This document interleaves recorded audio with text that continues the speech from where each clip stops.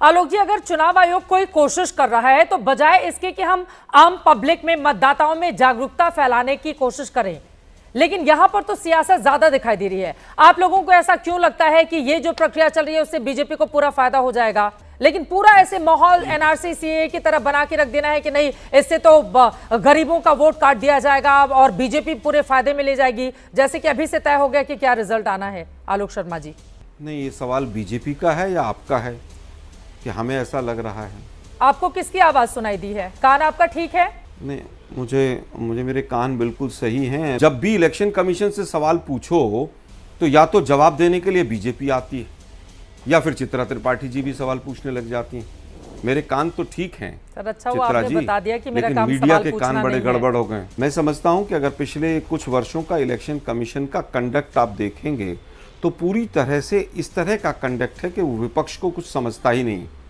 कर्नाटक चुनाव की डिक्लेयर के कब होंगे वो बीजेपी के नेता कर देते हैं, उसी पर चुनाव आयोग जो है वो अपनी डेट फिक्स कर देता है। विपक्ष 1 साल सवा साल तक समय मांगता है, विपक्ष के सांसद, विपक्ष भी नहीं, उन सांसदों को समय नहीं मिलता है। लेकिन गलत विपक्ष ही होगा। 2019 के लोकसभा के चुनाव के कई महीने बाद तक इलेक्शन कमीशन की वेबसाइट पर जितने वोट पड़े टोटल, उनका मिलान जो है पूरा जो होना चाहिए वो मिलान नहीं था। महाराष्ट्र की हमने कहा कि इलेक्ट्रॉनिक वोटर लिस्ट दे दीजिए और सीसीटीवी फुटेज दे दीजिए। हालत ये है कि वो देने की बजाय बिहार में एक और नया तांडव शुरू कर दिया कि विपक्ष भी और पूरे देश का भी महाराष्ट्र से ध्यान भटके और बिहार पे आ जाओ। अब मोदी जी जो करते हैं, मोदी जी का भी वही मोडस ऑपरेंडी है, भाई इलेक्ट्रॉनिक फॉर्म में हम नहीं देंगे। अब कोई अनिल मसीह नहीं पकड़ा जाएगा। अनिल मसीह सुप्रीम कोर्ट में पूरी तरह से ये तय हुआ, सिद्ध हुआ कि उसने लोकतंत्र का चीरहरण किया और सुप्रीम कोर्ट में हुआ, लेकिन आज भी बना हुआ है अपने पद पे, वो भी बना हुआ है। सजा मिलने की तो बात बहुत दूर की बात है, लेकिन विपक्ष बड़ा खराब है। अब जब भी इलेक्शन कमीशन से सवाल पूछो तो या तो जवाब देने के लिए बीजेपी आती है या फिर चित्रा त्रिपाठी जी भी सवाल पूछने लग जाती हैं। मेरे कान तो ठीक हैं सर, अच्छा हुआ आपने बता दिया कि मेरा लेकिन काम मीडिया सवाल के पूछना कान बड़े नहीं है। गड़बड़ हो गए। सर, आपने अच्छा हुआ बता दिया आलोक शर्मा जी कि मेरा काम आपको सवाल पूछना नहीं है। अब आप बता दीजिए मेरा काम। आप कहां से कहां? आलोक शर्मा जी, नहीं, एक सेकंड सर, मस्खरी नहीं हो रही है ना यहाँ पर, गंभीर मुद्दे पर डिबेट हो रहा है। आलोक शर्मा जी, बिहार पर इस वजह से डिबेट हो रहा है क्योंकि बिहार में इलेक्शन होना है। अरे चित्रा जी, सुनिए बात को जरा। मैं सुनूंगी आपकी बात, लेकिन व्यक्तिगत टिप्पणी नहीं करेंगे आप मेरे ऊपर। आलोक शर्मा जी, व्यक्तिगत टिप्पणी नहीं करेंगे आप मेरे ऊपर। मस्करी वो करते हैं जो पूछते हैं कि मोदी जी आम चूस कर खाते हैं, काट कर खाते हैं।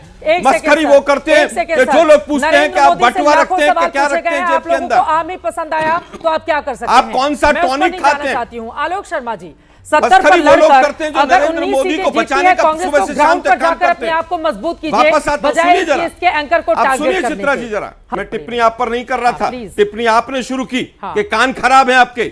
ये टिप्पणी आपकी थी। आपने पूछा कि ये बीजेपी का सवाल है या चित्रा त्रिपाठी का सवाल है? पूछा कि सवाल तो किसका है? था ना, मैं पूछ रही थी। तो चित्रा जी, एंकर से क्लैरिफिकेशन ले लिया कि ये सवाल बीजेपी का है या चित्रा जी का है, तो इसमें आपको इतनी मिर्ची लग गई? क्या गलत पूछ लिया था मैंने?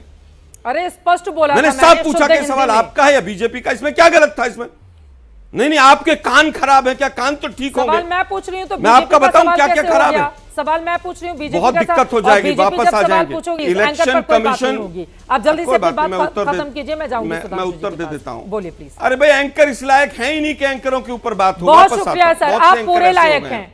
मुझे लगता है कि एंकर्स का बॉयकॉट सही था, ये रोज सिद्ध करते हैं आप लोग। वापस आता हूं। देखिए, आज पूरी तरह से जिस तरह से इलेक्शन कमीशन चल रहा है, पूरा देश देख रहा है कि किस तरह से नोटबंदी के बाद वोटबंदी की तरफ बिहार को धकेला जा रहा है। महाराष्ट्र के अंदर जिस तरह से वोटों की चोरी होकर सरकार बनाई गई, आज भी तमाम केसेस चल रहे हैं हरियाणा के। क्या हुआ उसके अंदर? सुप्रीम कोर्ट ने कहा कि आप इलेक्ट्रॉनिक फॉर्म का नहीं लेके आइए कि कितने वोट कहां कहां पड़े आप नहीं देंगे। और ये गुजरात के चुनाव में भी हुआ था, जब वडोदरा के अंदर 5 बजे के बाद 15-15 हजार वोट डल गए, तो भाई वो लोग कहां खड़े थे? इतने लोग तो वहां उस पूरे उसमें अगर कैंपस में खड़े होने की भी जगह हो तो नहीं हो सकते। लेकिन दुर्भाग्य यह है कि सवाल इलेक्शन कमीशन से पूछो तो बीजेपी इलेक्शन कमीशन को बचाने आ जाएगी, सवाल दोनों से पूछो तो मीडिया बचाने के लिए आ जाएगा। इस विपक्ष का गला दबा दें आप सब मिलकर। इस देश में लोकतंत्र खत्म कर दें आप लोग। बिल्कुल जब भी बात करो वर्तमान की तो 47 पे चले जाएंगे। हम तो साफ साफ पूछ रहे 2019 के मिलान कब कब हुए, नहीं पता किसी को। जब इलेक्ट्रॉनिक फॉर्म में आप नहीं देंगे, हम साफ कह रहे हैं कि अब कोई अनिल मसीह नहीं पकड़ा जाएगा। एंकर के बायकॉट को लेकर आपने टिप्पणी कर दी सर, जनता के बायकॉट से डरना चाहिए हर किसी को, जनता का बायकॉट ज्यादा इंपॉर्टेंट। अरे भाई एंकर भी चुनाव लड़ लेना, जाकर पता चल जाएगा किस किस एंकर में कितनी ताकत है। हम तो जनता के बीच में जाते हैं और हारते हैं और जीतते हैं हम तो। आप चले जाइए, जनता के बायकॉट, जनता क्या सबक सिखाती है आप लोगों को। ठीक है सर, ठीक है सर, ओके।